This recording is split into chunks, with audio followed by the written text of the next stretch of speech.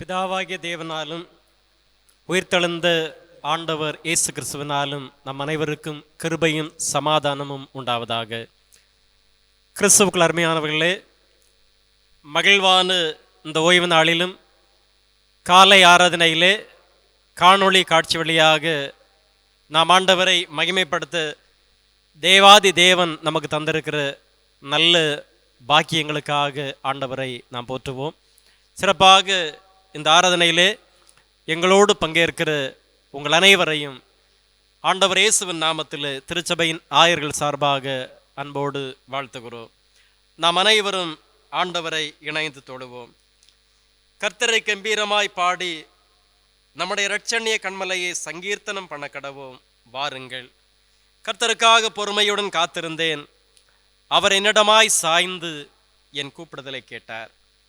பயங்கரமான குழியிலும் உளையான சேற்றில் இருந்து என்னை தூக்கி எடுத்து என் கால்களை கண்மலையின் மேல் நிறுத்தி என் அடிகளை உறுதிப்படுத்தி நமது தேவனை துதிக்கும் புதுப்பாட்டை அவரின் வாயிலே கொடுத்தார். இது கர்த்தர் உண்டு பண்ணின நாள், இதிலே களி கூர்ந்து மகிழ கடவோம். ஜெபம் செய்வோம். வாழ்வு தந்து வழி நடத்துகிற பரிசுத்த பிதாவே, மரித்தேன் ஆனாலும் சதா காலங்களிலும் நான் ஜீவனோடு இருக்கிறேன்னு சொன்னவரே, எங்கள் வாழ்விலே எங்கள் அனுதின பணிகளிலே எங்களோடு இருந்து எங்களை நடத்துகிற பரிசுத்த பிதாவே, எங்கள் வாழ்வின் எல்லா சூழல்களிலும் வாழ்வின் எல்லா நிலைகளிலும் நீர் எங்களை சந்திக்கிற தேவனாக இருக்கிறீர். சீடர்களை உயிர்த்தெழுந்த ஆண்டவர் இயேசு கிறிஸ்து சந்தித்து அவர்களை ஆசீர்வதித்து அவர்களை உற்சாகப்படுத்தி தைரியப்படுத்தி சாட்சியாக ஏற்படுத்தினீரே. இந்த உலகத்திலே உம்முடையவர்களாக வாழ்ந்து கொண்டிருக்கிற எங்களையும் அந்த நிலைகளிலே கர்த்தர் ஆயத்தப்படுத்துகிறீர். ஒரு கருகலான சூழ்நிலை, கடினமான கண்ணீர் நிறைந்த வாழ்வின் அனுபவங்களிலே கடவுளங்களுக்கு துணையாக இருக்கிறீர். உம்மை போற்றுகிறோம். முழுமையான சந்தோஷத்தையும் சமாதானத்தையும் இந்த ஆராதனை வழியாக நிறைவாய் பெற்றுக்கொள்ள கர்த்தர் துணை செய்யும். இயேசுவின் நாமத்தில் ஜெபிக்கிறோம் பிதாவே, ஆமென்.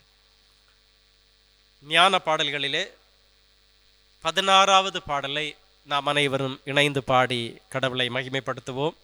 எல்லாருக்கும் மா உன்னதர் கர்த்தாதி கர்த்தரே. ஞான பாடல் 16.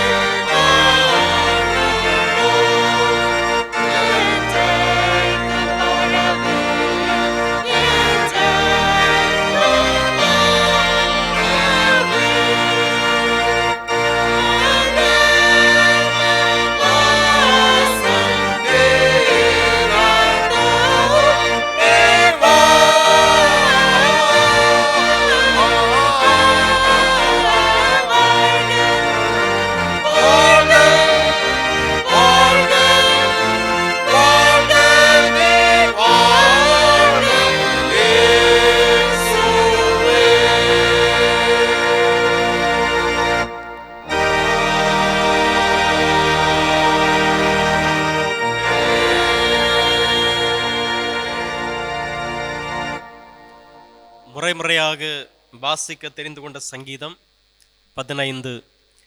சங்கீதம் 15 நாம் அனைவரும் முறையாக வாசிப்போம். கர்த்தாவே, யார் உம்முடைய கூடாரத்தில் தங்குவான்? யார் உம்முடைய பரிசுத்த பர்வதத்தில் வாசம் பண்ணுவான்? உத்தமனாய் நடந்து நீதியை நடப்பித்து மனதார சத்தியத்தை பேசுகிறவன் தானே. அவன் தன் நாவினால் புறங்கூறாமலும் தன் தோழனுக்கு தீங்கு செய்யாமலும் தன் அயலான் மேல் சொல்லப்படும் நிந்தையான பேச்சை எடுக்காமலும் இருக்கிறான். ஆகாதவன் அவன் பார்வைக்கு கீழ்ப்பானவன். கர்த்தருக்கு பயந்தவர்களையோ கனம் பண்ணுகிறான். ஆணையிட்டதில் தனக்கு நஷ்டம் வந்தாலும் தவறாதிருக்கிறான். சேர்ந்து வாசிப்போம். தன் பணத்தை வட்டிக்கு கொடாமலும் குற்றமில்லாதவனுக்கு விரோதமாய் பரிதானம் வாங்காமலும் இருக்கிறார். இப்படி செய்கிறவன் என்றென்றைக்கும் அசைக்கப்படுவதில்லை.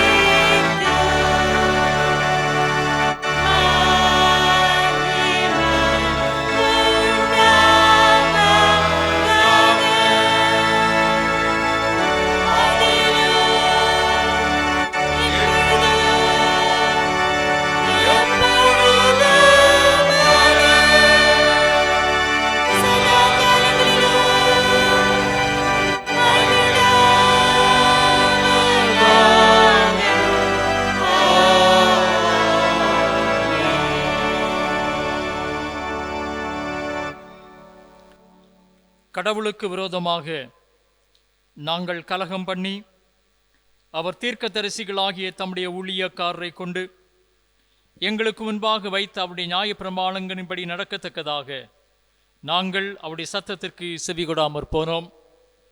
ஆனாலும் எங்கள் தேவனாகிய ஆண்டவிடத்தில் இரக்கங்களும் மன்னிப்புகளும் உண்டு. நம்முடைய பலவீனங்களை குறித்து பரிதபிக்க கூடாத பிரதான ஆசாரியர் நமக்கு இராமல் எல்லா விதத்திலும் நம்மை போல் சோதிக்கப்பட்டும் பாவமில்லாதவருமாயிருக்கிற பிரதான ஆசாரியரே நமக்கு இருக்கிறார். வருத்தப்பட்டு பாரம் சுமக்கிறவர்களே, நீங்கள் எல்லாரும் என்னிடத்தில் வாருங்கள், நான் உங்களுக்கு இறைப்பாறுதல் தருவேன். ஆண்டவருடைய சமூகத்திலே நம்மை தாழ்த்தி தூய்மை நிறைந்த ஆண்டவரை பணிந்து கொள்ளுகிற நாம் நம்மிலே காணப்படுகின்ற பாவ எண்ணங்களையும் பாவ சிந்தனைகளையும் அறிக்கையிட்டு ஆண்டவர் தருகின்ற அருளுக்காக நாம் மன்றாடுவோம். ஆண்டவரே, உயிர்த்தெழுந்த ஆண்டவரை எங்களுடைய வாழ்விலே ஏற்றுக்கொள்வதற்கு எங்களிடத்திலே பல தடைகள் இருக்க முடியும். இந்த காலை நேரத்திலே உம்மோடு பயணம் செய்வதற்கும் உயிர்த்தெழுதின் அனுபவங்களை எங்கள் அனுபவங்களாக ஏற்றுக்கொள்வதற்கும் எங்களிடத்திலே இருக்கின்ற அறியாமைகள், மேட்டிமையான எண்ணங்கள், ஒருமைப்பாடற்ற எண்ணங்கள், இவற்றை நாங்கள் தயவாய் உணர்கின்றோம். எங்களை மன்னித்தருளும். ஆண்டவர் எங்களுக்கு தந்த அழைப்பையும் அது சார்ந்த பொறுப்புகளையும் பல நேரங்களிலே நிறைவேற்றுவதிலே நாங்கள் தயங்கி நிற்கின்றோம். உம்மிடத்திலே காணப்பட்ட இறையரசின் தகவுகள், நீதி, அமைதி, மன்னிப்பு, பகிர்வு, இது போன்ற பண்புகள் பல நேரங்களிலே எங்களால் பின்பற்ற முடியாத சூழ்நிலையிலே நாங்கள் வாழ்ந்து கொண்டிருக்கிறோம். ஆண்டவரே, பாவியாகி என் மேல் கிருபையாயிரும் என்று இறை அருளுக்காக தாழ்த்தி மன்றாடிய ஆயக்காரன் அனுபவத்தை எங்களுக்கு தருவீராக.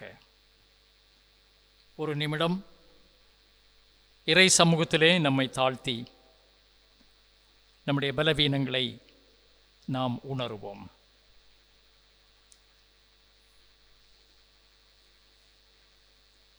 எங்கள் தந்தையாம் கடவுளே, நினைவுகளினாலும் வார்த்தைகளாலும் செய்கையினாலும் நாங்கள் உமக்கு விரோதமாக பாவம் செய்திருக்கிறோம்.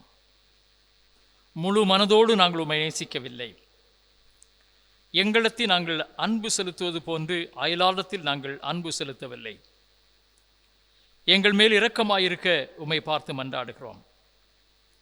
எங்கள் பாவ அழுக்கை நீக்கி எங்களை தூய்மைப்படுத்தியறலும். எங்கள் குற்றங்களை விட்டுவிட எங்களுக்கு உதவி செய்தரலும். எங்கள் ஆண்டவர் இயேசு கிறிஸ்துவின் மூலமாக மன்றாடுகின்றோம். சர்வ வல்லமையும் மிகுந்த இரக்கமும் உள்ள நம் ஆண்டவர் மன்னிப்பையும் பாவ நிவர்த்தியையும் நமக்கு கட்டளையிட்டர்லி நம்முடைய வாழ்க்கையை சீர்படுத்துவதற்கான காலத்தையும் தமது தூய ஆவியானுடைய கிருபையும் தேற்றுதலையும் தந்தருள்வாராக. ஆமேன். பாவம் மன்னிப்பு நிச்சயத்தை பெற்றுக்கொண்டவர்களாகிய நாம் தொடர்ந்து நம்முடைய நன்றி மன்றாட்டு ஜெபங்களை ஏறெடுப்போம். ஆண்டவருக்கு தொடர்ந்து நாம் துதி ஸ்தோத்திரங்களை ஏறெடுப்போம். நம்முடைய வாழ்க்கை பயணத்திலே அனுதினமும் நம்மை சந்தித்து நம்மோடு இருந்து தைரியப்படுத்துகிறதும் நமக்கு பலன் தந்து உற்சாகப்படுத்துகிறதுமான ஆண்டவருடைய நல்ல அனுபவங்களை நினைத்து நாம் ஆண்டவரை போற்றுவோம்.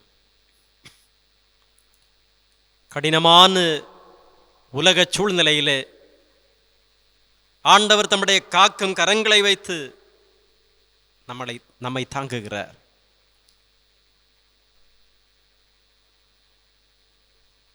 கடினமான கஷ்டமான சூழல்களிலே ஆண்டவர் நமக்கு துணையாக பலனாக இருக்கிறாரே. ஆண்டவரை போற்றுவோம். இந்த நாட்களின்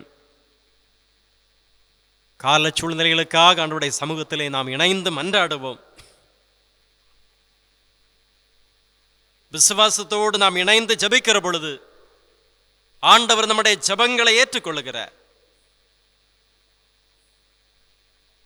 எந்த பலவீனங்களையும் எந்த கொள்ளை நோய்களையும் கடினமான எந்த அனுபவங்களையும் நாம் ஆண்டவரிடத்திலே சொல்லுகிற பொழுது தேவாதி தேவனுடைய பலத்த கரம் நம்மை தாங்கும். அந்த நிச்சயத்தோடு நாம் ஒரு மனதோடு ஆண்டவருடைய சமூகத்திலே ஜெபம் செய்வோம். நம்முடைய பிள்ளைகளுக்காக ஜெபம் செய்வோம். நம்முடைய பிள்ளைகள், நம்முடைய பெற்றோர் வெளிநாடுகளிலே வெளியிடங்களிலே தங்களுடைய வேலை நிமித்தமாக தங்கியிருக்கிற இந்த சூழல்களிலே கொரோனா பாதிப்பின் கடினமான இந்த சூழ்நிலைகளிலே ஆண்டவருடைய பாதுகாக்கிற கரம் நம்மவர்களை தாங்கும்படி ஆண்டவரிடத்திலே ஜெபிப்போம்.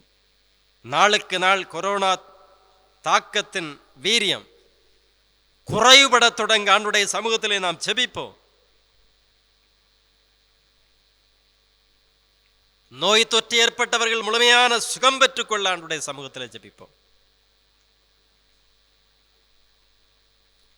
கர்த்தர் நமக்கு உதவி செய்கிறவர்.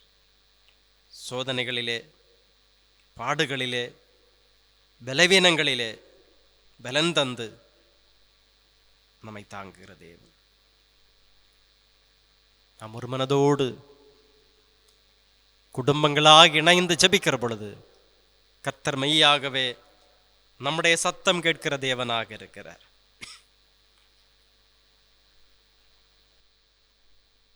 பலவிதமாம் சோதனைகள் உலகத்தில் எம்மை வருத்தும். பலவிதமாம் சோதனைகள் உலகத்தில் எம்மை வருத்தும். சாத்தானின் அக்னி அஸ்திரங்கள் எண்ணா நேரத்தில் தாக்கும். சாத்தானின் அக்னி அஸ்திரங்கள் எண்ணா நேரத்தில் தாக்கும்.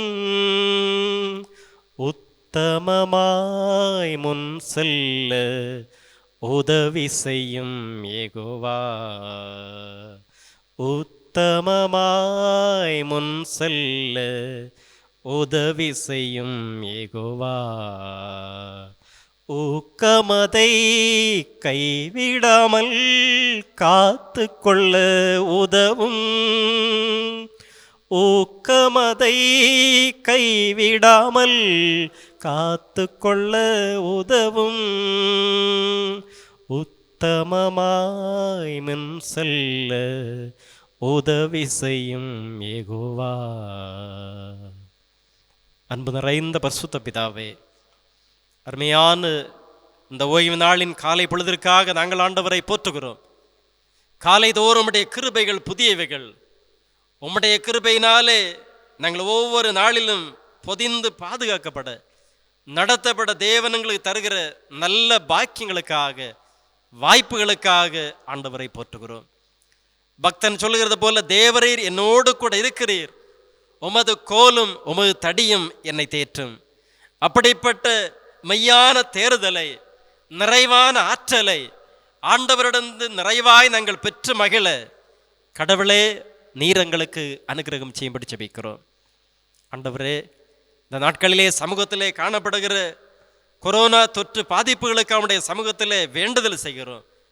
இந்த பாதிப்புகள் இனிமேல் தொடராதபடிக்கு அவைகளை ஆண்டவர் அடக்கும்படி நிறுத்தும்படி ஆண்டவரை நீர் தடுத்து எங்கள் அனைவரையும் பாதுகாத்து கொள்ளும்படி உம் சமூகத்திலே நாங்கள் மன்றாடுகிறோம். பலன் கொண்டு திடமனதாயிரு, திகையாதே, கலங்காதே, நான் உன் தேவன் என்று சொன்னவரே, நீர் எங்களை பாதுகாக்கிறவர், எங்கள் வழிகளிலே எங்களுக்கு துணையாக இருக்கிறவர். ஆண்டவருடைய பாதுகாப்பும் துணையும் எங்களுக்கு நிறைவாய் தங்கி இருக்கும்படி ஜெபிக்கிறோம். எங்கள் நாட்டிலே அமைதியும் சமாதானத்தையும், மக்களுக்குள்ளே முழுமையான அமைதியையும் சந்தோஷத்தின் அனுபவங்களை மிகுதியையும் எங்கள் ஆண்டவர் உருவாக்கும்படி ஜெபிக்கிறோம். வட மாநிலங்களிலே தங்களுடைய உறவுகளை இழந்து, தங்களுடைய வாழ்வாதாரங்களை இழந்து கடினப்படுகிற அன்றாட கூலி பணியாளர்களுக்காக உம்முடைய சமூகத்திலே நாங்கள் ஜெபிக்கிறோம். நோய் தொற்றுதல் பாதிப்புகளின் காரணமாக வேலைகளுக்கு செல்ல முடியாதபடிக்கு தடையினாலே பொருளாதார நெருக்கடிகளுக்கு உட்பட்டு மிகுந்த பாதிப்புக்குள்ளாக கடன்களோடு கஷ்டங்களோடு ஏன் உணவில்லாதபடி அங்கலாய்க்கிற கடினப்படுகிற அருமையான நம்முடைய பிள்ளைகளுக்காக ஜெபிக்கிறோம். வாழ்விடங்களிலே எங்களுக்கு வந்து உதவி செய்கிறவரே, எங்கள் வாழ்விடங்களில் எங்களுக்கு வந்து துணையாக இருக்கிறவரே, உமது பிரசன்னத்தை, உம்முடைய பிரசன்னமாகுதலை இந்த உலகத்தின் அத்தனை மக்களும், உம்மை அறிந்தும் அறியாமல் இருக்கிற எல்லா மக்களும் உணர்ந்து கொள்ளுகிற பாக்கியங்களை ஆண்டவர் தரும்படி ஜெபிக்கிறோம். எங்களுக்கு அருமையானவர்கள், எங்கள் உறவினர்கள், எங்கள் திருச்சபையின் மக்கள் அனைவருக்காக ஜெபிக்கிறோம். தங்களுடைய வேலைகளை சார்ந்து பல பல இடங்களிலே வெளிநாடுகளிலே தங்கியிருந்து வாழ்ந்து கொண்டிருக்கிற அருமையான நம்முடைய பிள்ளைகளுக்காக ஜெபிக்கிறோம். எங்கள் ஆண்டவருடைய முழுமையான பாதுகாப்பை ஆண்டவர் எம்மவர்களுக்கு நீர் நிறைவாய் தந்து ஆதரிக்கும்படி ஜெபிக்கிறோம்.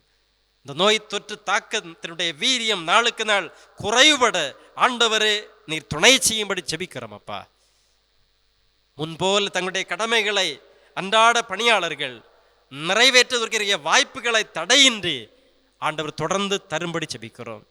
மக்களும் வேலைகளை செய்யவும், வேலை வாய்ப்புகளை உருவாக்கி கொடுக்கவும், அன்றாட பணியாளர்கள் தடையின்றி வாழ்வதற்குரிய வாழ்வாதாரங்களை நிறைவாய் பெற்றுக்கொள்ள ஆண்டவர் துணை செய்யும். வர்த்தக நிறுவனங்கள், தொழில் நிறுவனங்கள், தனியார் நிறுவனங்கள் அனைத்தும் எந்த தடைகளுமின்றி இந்த நாட்களிலே செயல்பட ஆண்டவரே துணை செய்யும். சிறு சிறு கடைகள் வைத்து வாழ்ந்து கொண்டிருக்கிறவர்களை ஆண்டவர் ஆசீர்வதியும். கர்த்தருக்காக பொறுமையோடு காத்திருந்தேன், அவர் என்னிடமாய் சாய்ந்து என் கூப்பிடுதலை கேட்டார். பயங்கரமான குழியிலிருந்து என்னை ஆண்டவர் தூக்கி எடுத்து தளர்ந்து போயிருந்த என் கால்களை கண்மனையில் மேல் வைத்து உறுதிப்படுத்தி என்னை ஆசீர்வதித்தார் என்று சொல்லுகிற நம்பிக்கையின் தொனி எங்கள் உள்ளங்களிலே வாழ்விலே நிறைவாய் வெளிப்பட கர்த்தாவே நீர் துணை செய்யும். எங்கள் திருச்சபையின் எல்லா பணிவிடைகளும் தடைகளின்றி தொடர்ந்து நடைபெறுவதற்குரிய வாய்ப்புகளை ஆண்டவரே நிறைவாய்த்தார். ஆலயத்திலே இணைந்து நாங்கள் ஒன்று கூடி உம்முடைய நாமத்தை ஆராதிப்பதற்கேற்ற வாய்ப்புகளை ஆண்டவர் தார். ஆண்டவருக்கென்று நாங்கள் வாழவும், ஆண்டவருடைய பணிகளை தடையின்றி நிறைவேற்றவும் கர்த்தர் எங்களுக்கு துணை செய்யும். திருச்சபையின் ஆயர்களை ஆசீர்வதியும். திருச்சபையின் சபைக்குழு உறுப்பினர்களை ஆசீர்வதியும். ஆலய பணியாளர்களை ஆசீர்வதியும். கடைநிலைகளிலே பணி செய்து ஆண்டவருடைய நாமத்தை மகிமைப்படுத்துகிற அத்தனை பணியுடையாளர்களையும் நிறைவாய் வருங்காலங்களிலே இன்னும் உற்சாகமாய் பயன்படுத்தும்படி ஜெபிக்கிறோம். கிளைச்சங்க ஊழியங்கள் நிறைவாய் வரும் நாட்களிலே நடந்திருக்கிற வாய்ப்புகளை தார். பள்ளிக்கூடங்களிலே கல்லூரிகளிலே படிக்கிற அருமையான எங்கள் பிள்ளைகள் நல்ல வெற்றிகளையும் உயர்வுகளையும் பெற்றுக்கொள்ள துணை செய்யும். 10ஆம் வகுப்பு தேர்வுகளுக்கென்று ஆயத்தப்படுகிற அருமையான எங்கள் பிள்ளைகளை இந்த நாட்களிலே ஆண்டவர் ஆயத்தப்படுத்தும், ஆசீர்வதியும். 11ஆம் வகுப்பு தேர்வை எழுத ஆயத்தப்படுகிற அருமையான பிள்ளைகளையும் என் தேவன் பொறுப்படுத்திக் கொள்ளும். தேர்வுகளை எழுதியிருக்கிற பிள்ளைகள் நல்ல வெற்றிகளை காண துணை செய்யும் அப்பா. குறிப்பாக எங்களுடைய 12ஆம் வகுப்பு தேர்வுகளை எழுதி காத்திருக்கிற அருமையான பிள்ளைகளுக்காக ஜெபிக்கிறோம். நல்ல வெற்றி வாய்ப்புகளை எங்கள் பிள்ளைகளுக்கு தார். உயர் கல்விகளை எதிர்நோக்கி இருக்கிற பொழுது ஆண்டவர் ஆசீர்வாதமான நல்ல கல்வி வாய்ப்புகளை எங்கள் பிள்ளைகளுக்கு கர்த்தர் தார். ஆண்டவருடைய கரங்களிலிருந்து நிறைவான நன்மைகளை நிறைவாய் நாங்கள் பெற்றுக்கொள்ள கர்த்தர் துணை செய்யும். எங்கள் குடும்பங்களிலும் எங்கள் உள்ளங்களிலும் எங்கள் எண்ணங்களிலும் உயிர்த்தெழுந்த ஆண்டவர் இயேசு கிறிஸ்துவை நாங்கள் காணவும் நிறைவாய் அனுபவிக்கவும் எங்கள் தேவன் எங்களுக்கு துணை செய்யும். இந்த நாளிலும் நாங்கள் கேட்கிற உம்முடைய வார்த்தைகள் எங்கள் வாழ்விற்கு மிகுந்த பிரயோஜனமாய் அமையும்படி ஜெபிக்கிறோம். எங்கள் வாழ்விடங்களிலே எங்களை சந்தித்து எங்கள் வாழ்வாதாரங்களை உயர்த்துகிற ஆண்டவருடைய வல்லமையினை இந்த தொழுகையின் வழியாக நாங்கள் நிறைவாய் பெற்றுக்கொள்ள துணை செய்யும். இல்லங்களிலிருந்து ஜெபிக்கிற உம்மை ஆராதிக்கிற அனைவரையும் அனைத்து குடும்பங்களையும் நிறைவாய் ஆசீர்வதியும். எங்கள் தேசத்தை நிறைவாய் ஆசீர்வதியும். எங்கள் பேராயத்தை நிறைவாய் ஆசீர்வதியும். உலக நாடுகளை நிறைவாய் ஆசீர்வதியும். பொருளாதார சிக்கல்களிலிருந்து நிறைவான விடுதலையை தந்து பொருளாதார உயர்வுகளை நாடுகளிலே, மாநிலங்களிலே, மாவட்டங்களிலே, மக்களுக்குள்ளே, குடும்பங்களுக்குள்ளே நிறைவாய் ஆண்டவர் ஏற்படுத்தும். துதி கனமகிமையில் எல்லாம் எங்கள் ஆண்டவருக்கே அர்ப்பணிக்கிறோம். இயேசுவின் புண்ணிய நாமத்திலே மன்றாடுகிற நல்ல பிதாவே, ஆமேன். பரமண்டலில் இருக்க எங்கள் பிதாவே, உம்முடைய நாமம் பரிசுத்தப்படுவதாக, உம்முடைய ராஜ்யம் வருவதாக, உம்முடைய சித்தம் பரமண்டலிலே செய்யப்படுவது போல பூமியிலே செய்யப்படுவதாக. எங்களுக்கு வேண்டிய ஆகாரத்தை எங்களுக்கு தாரும். எங்கள் கடனாளிகளுக்கு நாங்கள் மன்னிக்கிறது போல எங்கள் கடன்களை எங்களுக்கு மன்னியும். எங்களை சோதனைகள் பிரவேசிக்க பண்ணாமல் தீமையை எங்களை ரட்சித்துக் கொள்ளும். ராஜ்யமும் வல்லமையும் மகிமையும் என்னைக்கும் உம்முடையவைகளே. ஆமென். இந்த நாளுக்குரிய திருமறை பாடங்கள் இப்போது படிக்கப்படும்.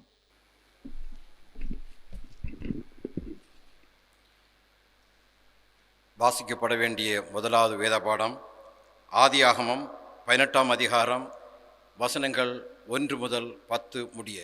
ஆதியாகமம் அதிகாரம் 18 வசனங்கள் 1 முதல் 10 முடிய. பின்பு கர்த்தர் மம்ரேயின் சமபூமியிலே அவனுக்கு தரிசனமானார். அவன் பகலில் உஷ்ண வேளையில் கூடார வாசலிலே உட்கார்ந்திருந்து தன் கண்களை ஏறெடுத்து பார்க்கும்போது இதோ 3 புருஷர் அவனுக்கு எதிரே நின்றார்கள். அவர்களை கண்டவுடனே அவன் கூடார வாசலிலிருந்து அவர்களுக்கு எதிர்கொண்டு ஓடி தரை மட்டும் குனிந்து, ஆண்டவரே, உம்முடைய கண்கள் எனக்கு கிருபை கிடைத்ததானால் நீர் உமது அடியேனை விட்டு கடந்து போக வேண்டாம். கொஞ்சம் தண்ணீர் கொண்டு வரட்டும். உங்கள் கால்களை கழுவி மரத்தடியில் சாய்ந்து கொண்டிருங்கள். நீங்கள் உங்கள் இருதயங்களை திடப்படுத்த கொஞ்சம் அப்பம் கொண்டு வருகிறேன். அப்புறம் நீங்கள் உங்கள் வழியே போகலாம். இதற்காகவே அடியேன் இடம் வரைக்கும் வந்தீர்கள் என்றான். அதற்கு அவர்கள், நீ சொன்னபடி செய் என்றார்கள். அப்பொழுது ஆபிரகாம் தீவிரமாய் கூடாரத்தில் சாராளிடத்திற்கு போய், நீ சீக்கிரமாய் 3 படி மெல்லிய மாவு எடுத்து பிசைந்து அப்பம் சுடு என்றான். ஆபிரகாம் மாட்டு மந்தைக்கு ஓடி ஒரு நல்ல இளங்கன்றை பிடித்து வேலைக்காரன் கையிலே கொடுத்தான். அவன் அதை சீக்கிரத்தில் சமைத்தான். ஆபிரகாம் வெண்ணெயையும் பாலையும் சமைப்பித்த கன்றையும் எடுத்து வந்து அவர்கள் முன்பாக வைத்து அவர்கள் அருகே மரத்தடியில் நின்று கொண்டிருந்தான். அவர்கள் புசித்தார்கள். அவர்கள் அவனை நோக்கி, உன் மனைவி சாராள் எங்கே என்றார்கள். அதோ கூடாரத்தில் இருக்கிறாள் என்றான். அப்பொழுது அவர், ஒரு உற்பத்தி காலத்திட்டத்தில் நிச்சயமாய் உன்னிடத்துக்கு திரும்ப வருவேன். அப்பொழுது உன் மனைவியாகிய சாராளுக்கு ஒரு குமாரன் இருப்பான் என்றார். சாராள் அவருக்கு பின்புறமாய் கூடார வாசலில் இதை கேட்டுக்கொண்டிருந்தாள் என்பதே.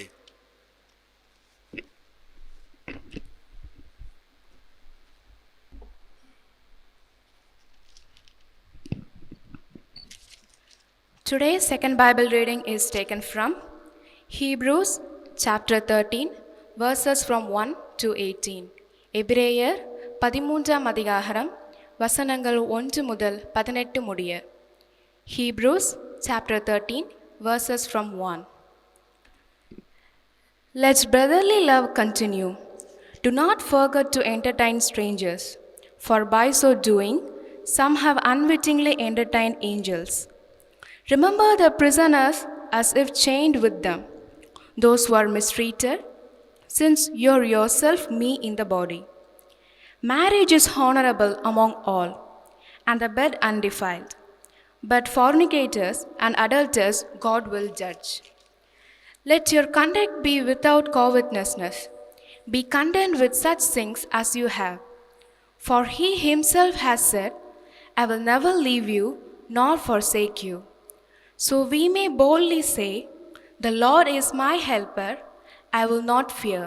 What can man do to me? Remember those who rule over you, who have spoken the word of God to you, whose faith follow, considering the outcome of their conduct. Jesus Christ is the same yesterday, today, and forever. Do not be carried about with various and strange doctrines. For it is good that the heart be established by grace, not with foods, which have not profited those who have been occupied with them. We have an altar from which those who serve the tabernacle have no right to eat.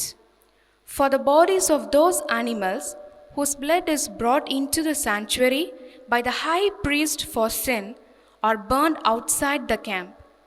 Therefore, Jesus also, that he might sanctify the people with his own blood, suffered outside the gate. Therefore, let us go forth to him outside the camp, bearing his reproach.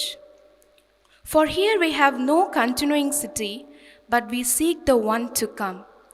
Therefore, by him let us continually offer the sacrifice of praises to God, that is the fruit of our lips, giving thanks to his name. But do not forget to do good and to share, for with such sacrifices God is well pleased. Obey those who rule over you and be submissive, for they watch out for your souls as those who must give account. Let them do so with joy and not with grief, for that would be unprofitable for you. Pray for us, for we are confident that we have a good conscience in all things, desiring to live honorably. Here ends the reading. Praise be to God. இன்றைய நாளிலும் வாசிக்க வேண்டிய நற்செய்தி பாடம் யோவான் சுவிசேஷம் 21வது அதிகாரம் 1 முதல் 14 வரை உள்ள வசனங்களை வாசிக்க கேளுங்கள். யோவான் 21 1 முதல் 14 முடிய அடங்கியுள்ள வசனங்களை நான் வாசிக்க கேட்போம். இவைகளுக்கு பின்பு இயேசு திபேரியா கடற்கரையிலே மறுபடியும் சீஷருக்கு தம்மை வெளிப்படுத்தினார்.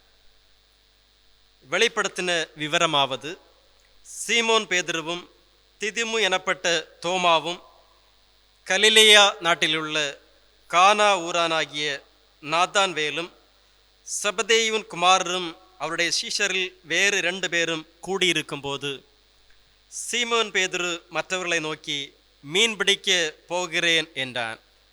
அதற்கு அவர்கள், நாங்களும் உம்முடனே கூட வருகிறோம் என்றார்கள். அவர்கள் புறப்பட்டு போய் உடனே படவில் ஏறினார்கள். அந்த ராத்திரியிலே அவர்கள் ஒன்றும் பிடிக்கவில்லை. விடியற்காலமான போது இயேசு கரையிலே நின்றார். அவரை இயேசு என்று சீஷர்கள் அறியாதிருந்தார்கள். இயேசு அவர்களை நோக்கி, பிள்ளைகளே, புசிக்கிறதற்கு ஏதாகிலும் உங்களிடத்திலே உண்டா என்றார். அதற்கு அவர்கள் ஒன்றுமில்லை என்றார்கள். அப்பொழுது அவர், நீங்கள் படவுக்கு வலதுபுறமாக வலையை போடுங்கள், அப்பொழுது உங்களுக்கு அகப்படும் என்றார். அப்படியே அவர்கள் போட்டு திரளான மீன்கள் அகப்பட்டதினால் அதை இழுக்க மாட்டாதிருந்தார்கள். ஆதலால் இயேசுவுக்கு அன்பாயிருந்த சீஷன் பேதுருவை பார்த்து, அவர் கர்த்தர் என்றான். அவர் கர்த்தர் என்று சீமோன் பேதுரு கேட்டவுடனே தான் வஸ்திரமல்லாதவனாயிருந்தபடியினால் தன் மேற்சட்டையை கட்டி கொண்டு கடலிலே குதித்தான்.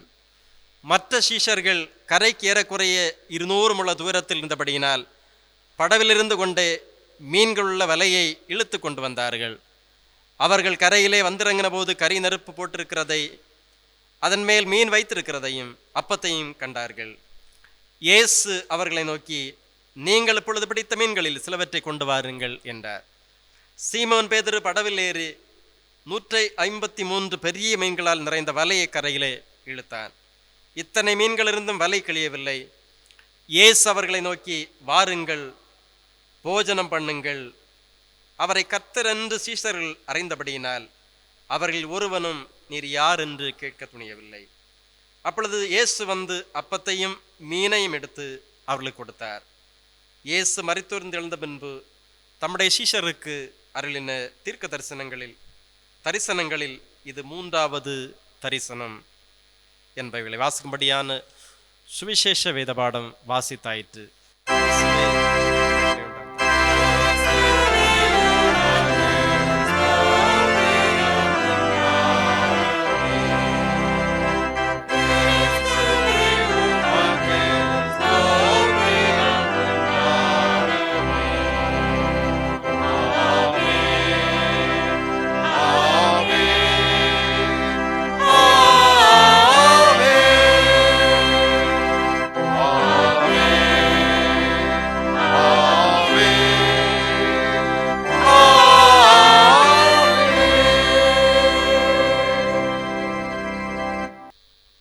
நாம் இணைந்து ஆராதனை கீதங்களிலே 99வது பாடல், உயிர்த்தெழுந்தாரே அல்லேலியா ஜெயித்தெழுந்தாரே என்ற பாடலை இணைந்து பாடுவோம். ஆராதனை கீதங்கள் 99.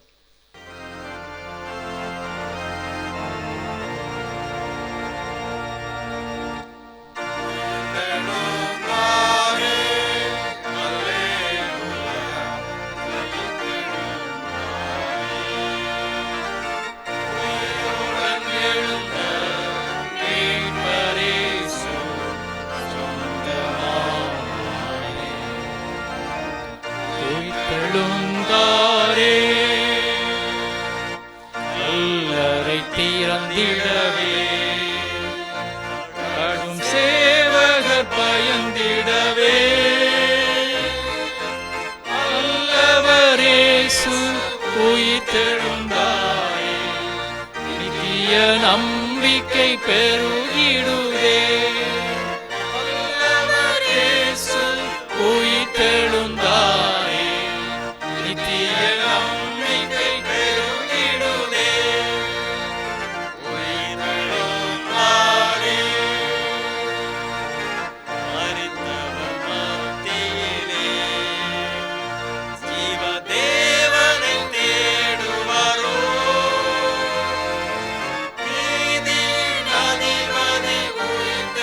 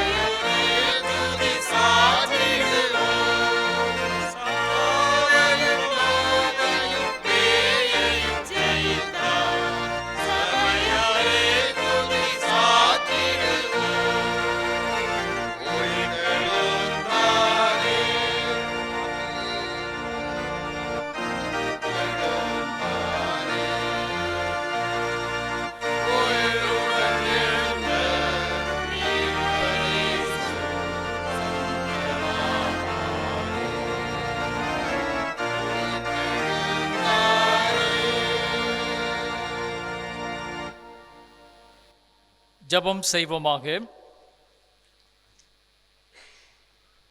உயிரோடு எழுப்பப்பட்ட எங்கள் ஆண்டவரே, உயிர்த்தெழுந்த கடவுளாக நீர் என்றும் எங்களை சந்திக்கின்றீர். அதற்காக நன்றி செலுத்துகிறோம். இப்போதும் ஆண்டவருடைய அருள் நிறைந்த வார்த்தைக்கு நேராக நாங்கள் திரும்புகின்றோம். உம்முடைய வார்த்தையை கருத்தோடும் ஜெபத்தோடும் கற்றுக்கொள்ளுகின்ற சூழ்நிலையை எங்களுக்கு தாரும். எங்கள் கண்மலையும் எங்கள் மீட்பெருமாகிய கடவுளே, அடியேனின் நாவின் சொற்களும் அடியார் ஒவ்வொருடைய இருதயத்தின் சிந்தனையும் உம்முடைய பார்வையில் ஏற்புடையதாய் அமைவதாக. ஆமேன். கிறிஸ்து இயேசுவுக்குள் மிகவும் பிரியமானவர்களே, இந்த ஓய்வு நாளிலே இந்த காணொளி காட்சியினூடாக இந்த தொழுகையில் பங்கேற்கின்ற உங்கள் அனைவரையும் ஆண்டவராகிய இயேசு கிறிஸ்துவின் வல்லமையுள்ள நாமத்திலே வாழ்த்துகின்றோம். உயிர்த்தெழுதல் பண்டிகையை தொடர்ந்து வருகின்ற 2ஆம் ஓய்வு நாளாகிய இன்று நாம் சிந்திக்கும்படி தென்னிந்திய திருச்சபை கொடுத்திருக்கின்ற நற்செய்தி பாடமாகிய யோவான் நற்செய்தி நூல் 21ஆம் அதிகாரம் முதல் 14 வரை உள்ள திருமறை பகுதியை மையமாக வைத்து நம்முடைய தியானத்தை அமைத்து கொள்ள நாம் ஆயத்தமாவோம். சிந்தனை வார்த்தையாக நான் முன்னே வைக்க விரும்புகின்ற கடவுளுடைய வார்த்தை யோவான் நற்செய்தி நூல் 21ஆம் அதிகாரம் 11வது வசனம். சீமோன் பேதுரு படகில் ஏறி வலையை கரைக்கு இழுத்தார். வலை நிறைய பெரிய மீன்கள் இருந்தன. அவற்றின் எண்ணிக்கை 153. இத்தனை மீன்கள் இருந்தும் வலை கிழியவில்லை. இயேசுநாதர் மரணத்தை சந்திப்பதற்கு முன்பாகவே தம்முடைய சீஷர்களோடு வாழ்ந்த காலத்திலே தான் உயிர் பெற்று எழும்புவேன் என்பதை முன்னறிவித்திருந்தார். மாற்கு நற்செய்தி நூல் 8ஆம் அதிகாரம் 31 முதல் உள்ள திருமறை பகுதியை படிக்கும்போது பிலிப்பி செசரியா பட்டணங்களுக்கு அருகாமையில் உள்ள கிராமங்களுக்கு நேராக இயேசுநாதரும் சீஷர்களுமாக பயணமாகின்றார்கள். அப்போது தன்னை குறித்து தம் சீஷர்கள் என்ன நினைக்கின்றார்கள் என்ற கேள்வியை இயேசுநாதர் எழுப்புகின்றார். நீர் கிறிஸ்து என்று பேதுரு பதில் சொல்லுகிறார். அந்த நிகழ்ச்சி நமக்கு தெரியும். அந்த நிகழ்ச்சியினூடாக தான் கைது செய்யப்படுவேன், தன்னை சிலுவையில் அடிப்பார்கள், ஆனால் 3ஆம் நாள் உயிர் பெற்று எழும்புவேன் என்பதை ஆண்டவர் தான் வாழ்ந்த நாட்களிலே தம் சீடர்களோடு அறிமுகப்படுத்தினார். ஆனால் ஆண்டவர் உயிர்த்தெழுந்த அனுபவங்களை பார்க்கும்போது அல்லது ஆண்டவருடைய மரணத்தை தொடர்ந்து வருகின்ற நிகழ்வுகளை பார்க்கும்போது இந்த உயிர்த்தெழுதல் நம்பிக்கை சீஷர்களுக்கு இல்லை.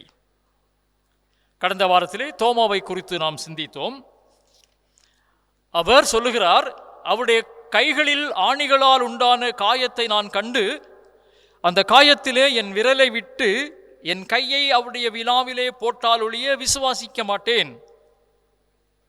ஆக ஆண்டவர் உயிர்த்தெழுதார் என்பதை புரிந்து கொள்ள முடியாமல் இந்த சந்தேகத்துக்குரிய கேள்வியை அவர் எழுப்புகிறதை நாம் பார்க்கிறோம். ஆகவே தான் இந்த சீடர்கள் உயிர்த்தெழுந்த ஆண்டவரை புரிந்து கொள்ள வேண்டும் என்ற நோக்கத்தோடு ஆண்டவர் தம்மை வெளிப்படுத்துகின்றார்.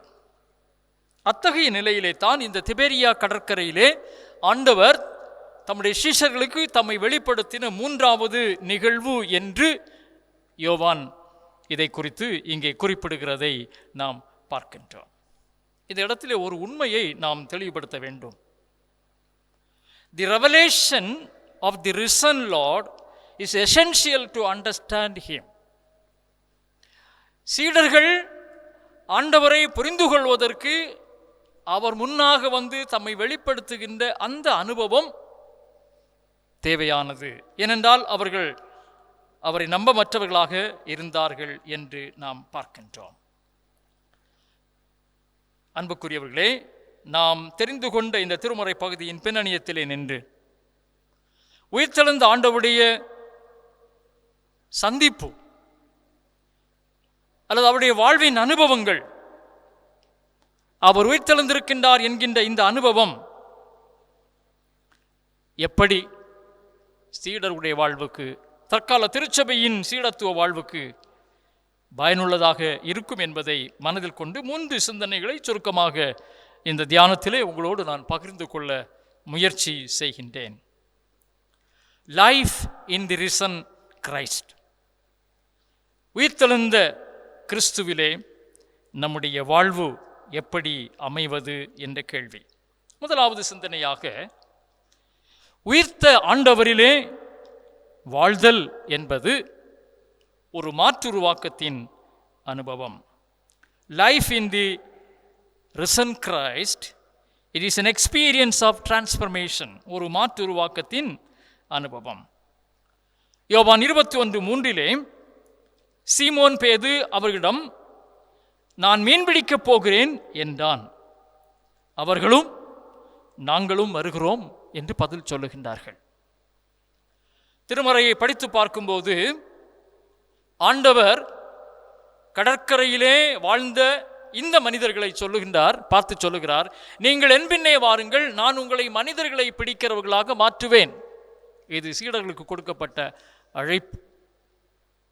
ஆனால் இப்பொழுது ஆண்டவருடைய மரணத்தை தொடர்ந்து எங்களுடைய எதிர்காலம் என்ன ஆகுமோ என்ற கேள்வியை சுமந்து இப்போது தங்களுடைய பழைய தொழிலாகிய மீன்பிடிக்கின்ற தொழிலை செய்வதற்காக இந்த திபேரியா கடற்கரையிலே வருகின்றார்கள். இந்த கடலின் அனுபவம் அவர்களுக்கு உண்டு. எந்த பகுதிகளிலே வலைகளை வீசினால் தங்களுக்கு மீன்கள் கிடைக்கும் என்பதெல்லாம் அவருடைய அனுபவம், கடந்த கால அனுபவம். ஆனால் இப்போது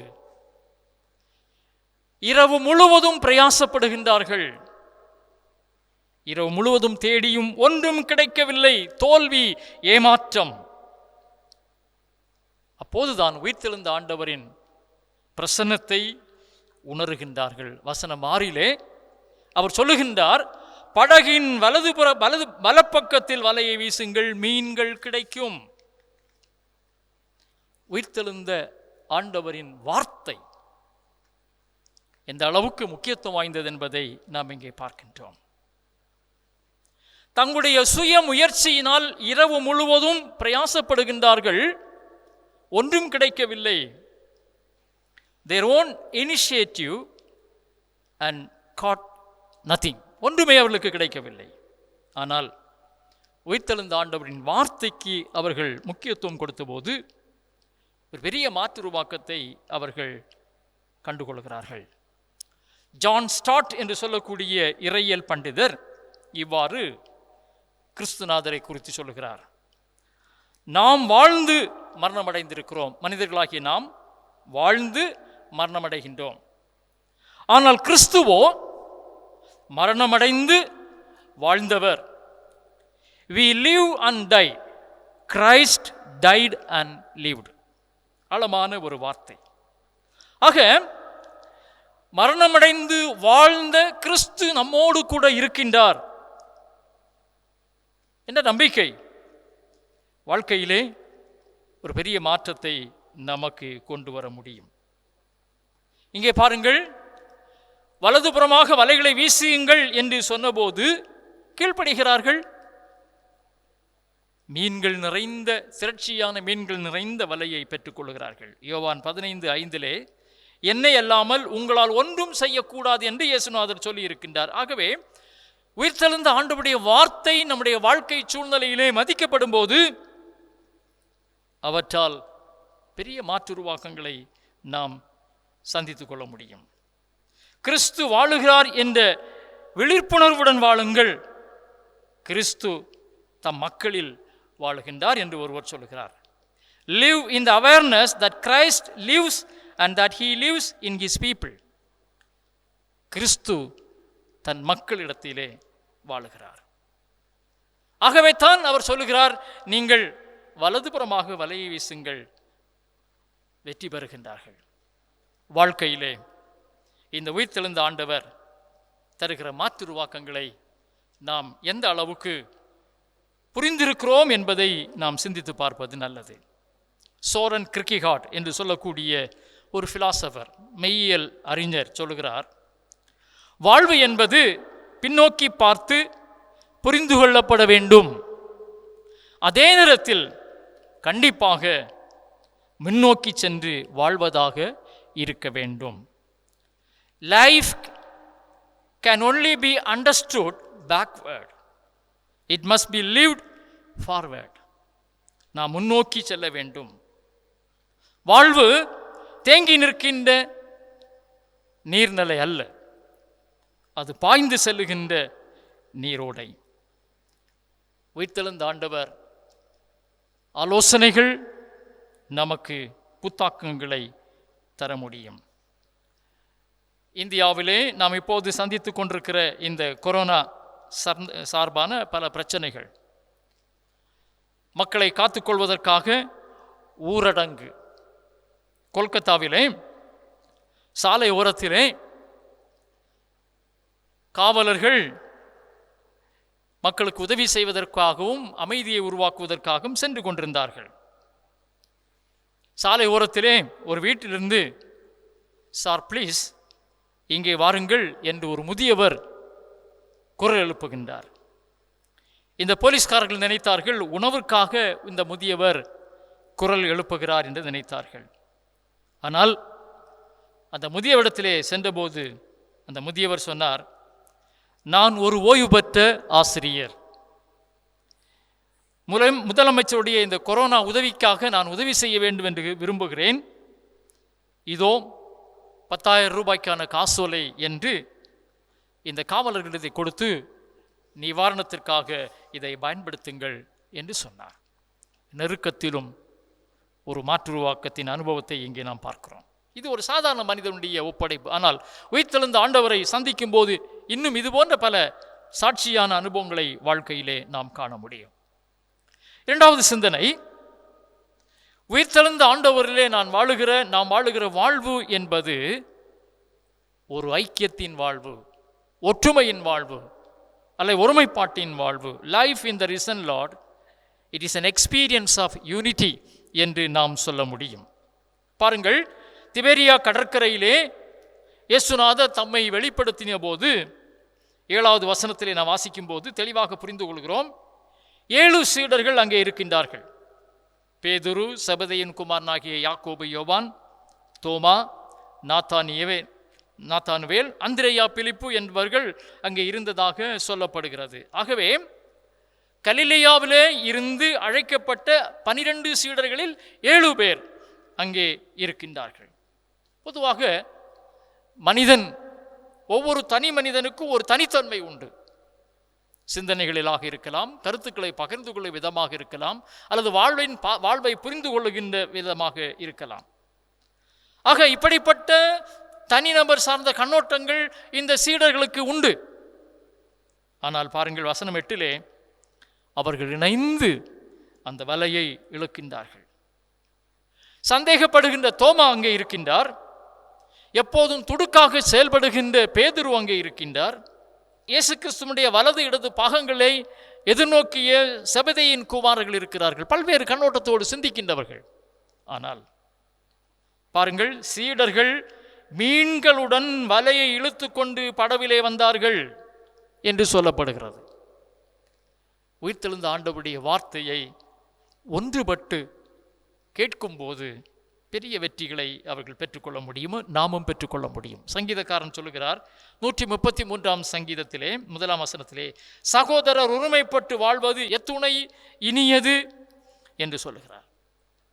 வாழ்க்கையிலே கிறிஸ்துவை சார்ந்து வாழுகின்ற வாழ்க்கை, ஒப்படைப்போடு ஒற்றுமையோடு வாழுகின்ற வாழ்க்கை. பிரிவினையை விட ஒருமைப்பாட்டில் அதிக ஆற்றல் உண்டு என்று இம்மானுவேல் கிளீவர் என்பவர் சொல்லுகிறார். There is more power in unity than division.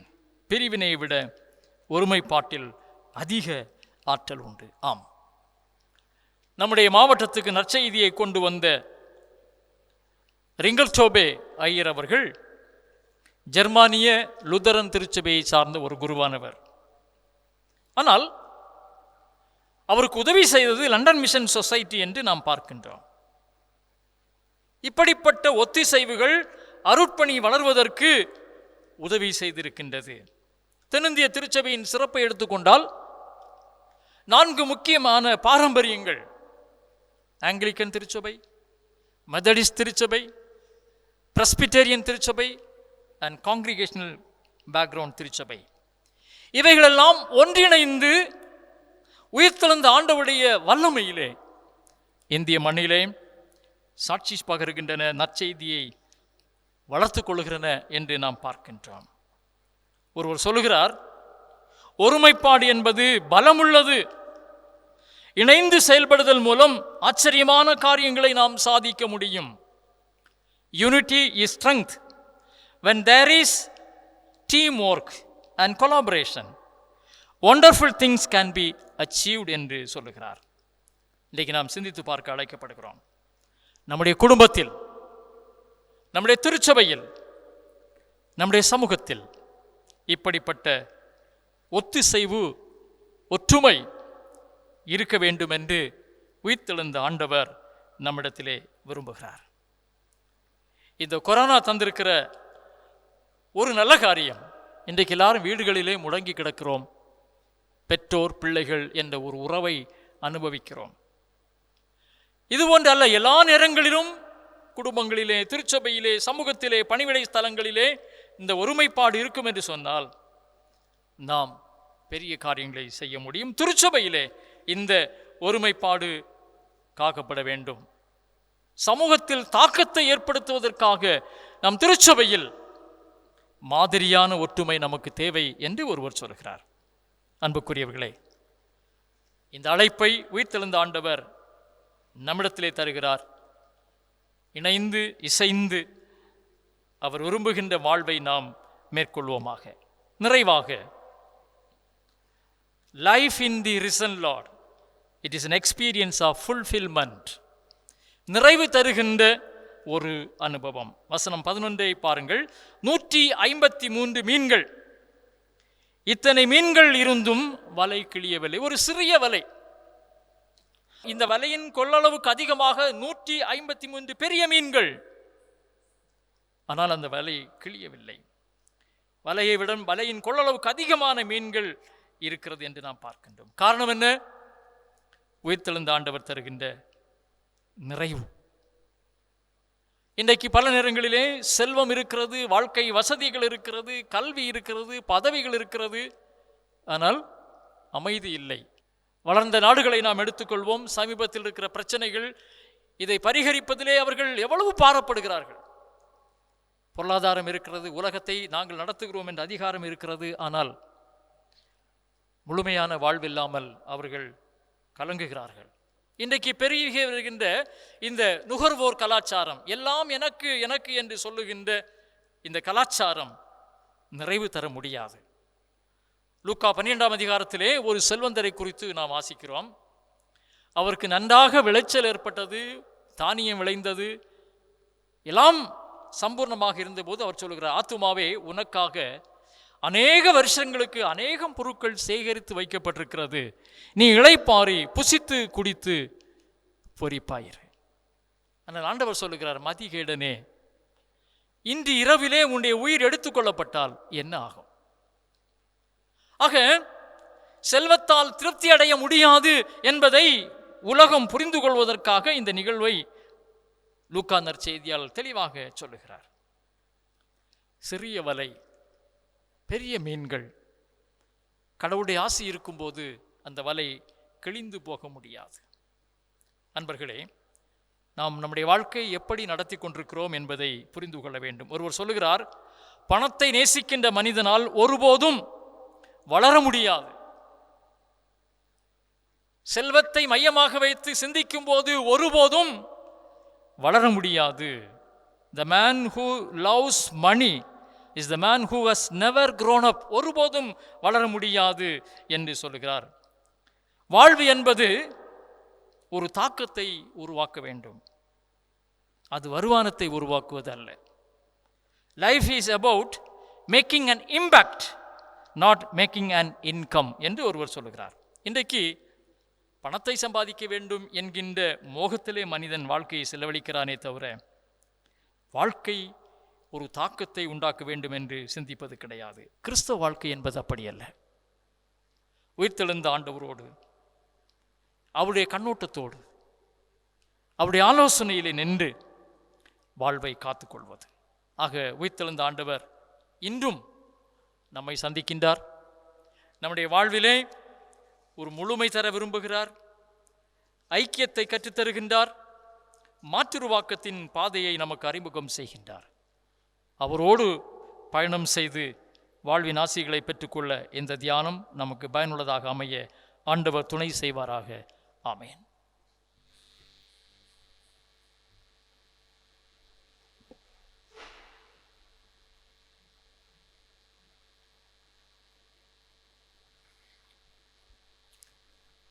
கடவுளுடைய வார்த்தைகளுக்காக நாம் நன்றி சொல்லுவோம். உயிர்த்தெழுந்த ஆண்டவர் இயேசு கிறிஸ்து நம்மை இன்றும் சந்திக்கிறார் என்ற விசுவாசத்தோடு நாம் அனைவரும் இணைந்து நம்முடைய விசுவாசத்தை அப்போஸ்தலர் விசுவாச பிரமாணம் மூலமாக இணைந்து அறிக்கை செய்வோம். வானத்தையும் பூமியும் படைத்த சர்வ வல்லமுள்ள பிதாவாகிய தேவனை விசுவாசிக்கிறேன். அவருடைய ஒரே குமாரனாகிய நம்முடைய நாதர் இயேசு கிறிஸ்துவையும் விசுவாசிக்கிறேன். அவர் பரிசுத்த ஆவியரால் கன்னியிடத்தில் உபயோகித்து பிறந்தார். பொந்தின் பிலாத்தின் காலத்தில் பாடுபட்டு சிலுவையில் அறையுண்டு மரித்து அடக்கம் பண்ணப்பட்டு பாதாளத்தில் இறங்கினார். 3ஆம் நாள் மரித்தொழுந்து எழுந்தருளினார். பரமண்டத்திற்கு ஏறி சர்வ வல்லமுள்ள பிதாவாகிய தேவனுடைய வலது பாசத்தில் வீற்றிருக்கிறார். அவிடத்திலிருந்து உயிர்லோரையும் மரித்தோரையும் நியாயந்திருக்க வருவார்.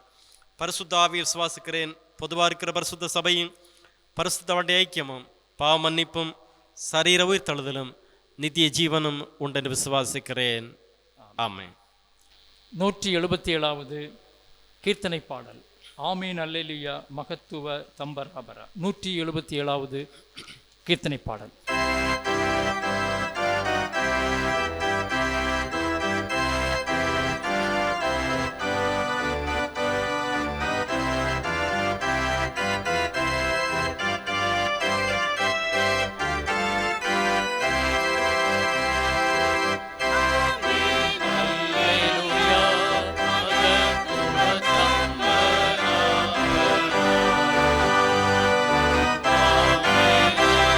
Alleluia,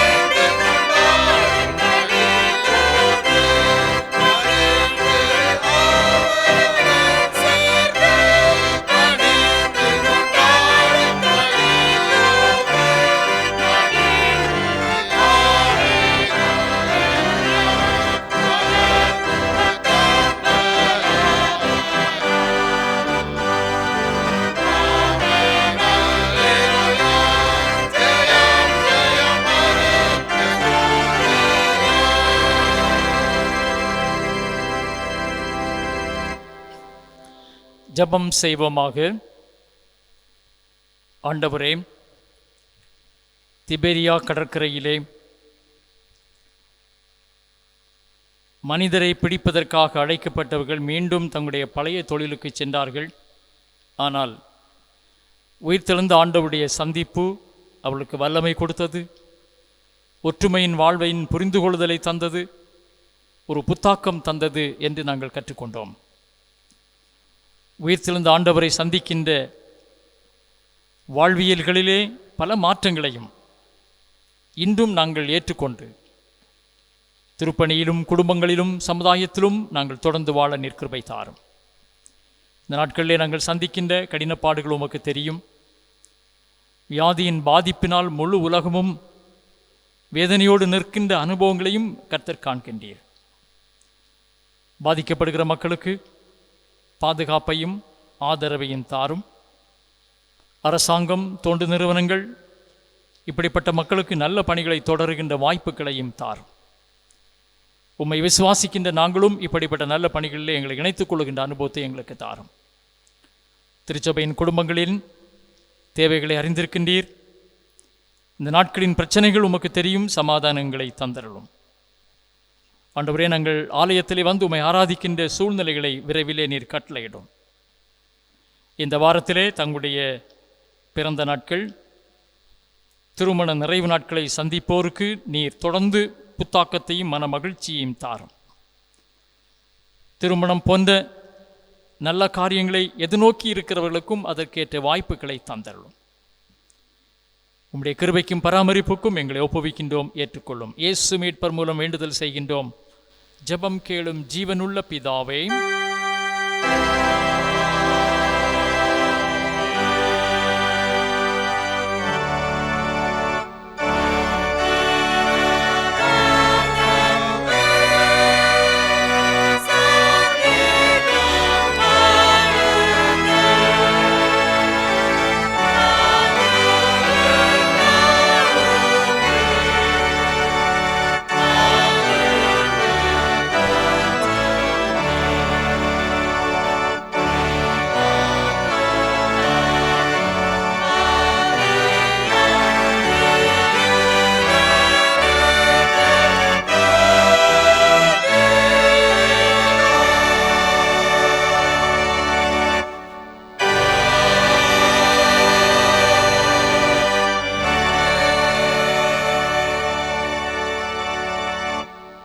நம்முடைய ஆண்டவராகிய இயேசு கிறிஸ்துவின் கிருபையும் தந்தையாகிய கடவுளின் அன்பும் தூய ஆவியானுடைய ஐக்கியமும் சமாதானமும் நம் அனைவரோடும் நிறைவாய் வளமாய் தங்கியிருப்பதாக.